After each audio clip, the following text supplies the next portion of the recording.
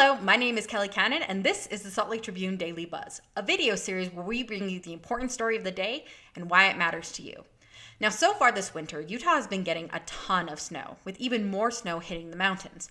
Now, while this is a really good thing because we could definitely be using the water, there is some concern that this might cause the same type of flooding that hit Utah about 40 years ago.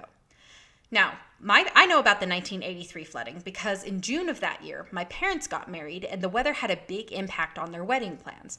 But for those of you who don't know, during that year, Utah had a ton of snow and wet, cold weather. And this lasted well until late May when suddenly over Memorial Day weekend, the temperature shot up into the 90s, causing the snow to melt at a very, very fast, rapid pace. All of this snow melt flooded the local rivers and creeks, causing them to overflow. Now, typically, this little Cottonwood Canyon has an outflow of 300 to 400 cubic feet per second. During this time, it had well over 1,000 cubic feet per second. All of this water basically turned Salt Lake City into a river of its own. People were literally kayaking down State Street and fishing off of sandbag sidewalks.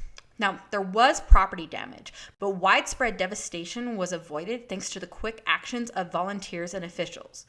Basically, a call went out to all church organizations asking for volunteers to help fill sandbags. My parents were actually called out of a church service in Provo to help fill sandbags in that area. And this was happening all over the Wasatch Front. In Salt Lake City, people filled thousands of sandbags and lined them on streets to help guide all of the water south to get it out of the city. So why does a flood matter for you today? Well, because there's been so much snow, there is a lot of worry that it could lead to flooding, especially considering our snowpack is the best it has been in several years. This is really good considering that we've been in a drought for the last couple years.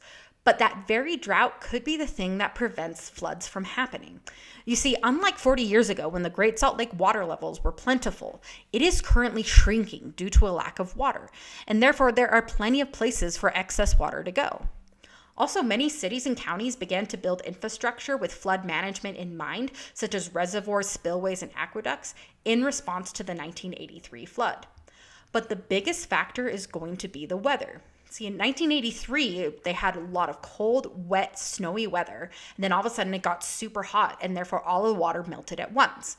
But if we have a gradual increase in temperature, that way the snow will actually melt at a much more manageable, much safer pace.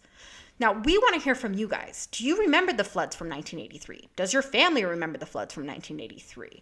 What happened? Do you have any photos that you can share with us?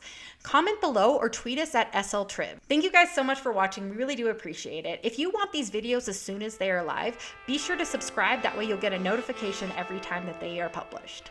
Thank you.